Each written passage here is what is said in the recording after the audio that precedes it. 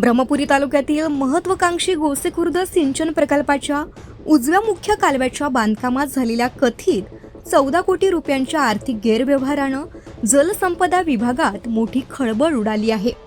लाचलुचपत प्रतिबंधक विभागानं सखोल चौकशीनंतर 4 वरिष्ठ अधिकाऱ्यांसह संबंधित कंत्राटदारांविरोधात गुन्हे दाखल करत मोठी कारवाई केली आहे. या प्रकरणामुळे सिंचन प्रकल्पांच्या कामकाजातील पारदर्शकतेवर गंभीर प्रश्न उपस्थित झाले आहेत.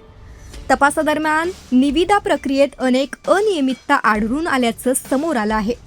बनावट अनुभव प्रमाणपत्रांच्या आधारे पात्रता मिळविणं, नियमांचं उल्लंघन करून अंदाजपत्रकात बदल करणं आणि निविदेची किंमत कृत्रिमरित्या वाढविणं अशा प्रकारांनी शासनाची आर्थिक फसवणूक करण्यात आल्याचा आरोप आहे.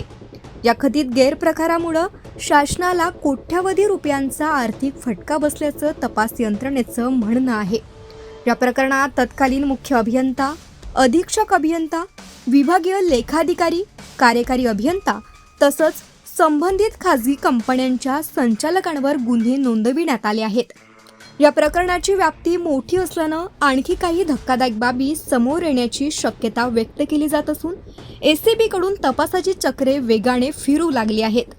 या कारवाईमुळे जलसंपदा विभागातील भ्रष्टाचाराविरोधातील लढ्याला नवं बळ मिळाल्याची चर्चा सुरू आहे.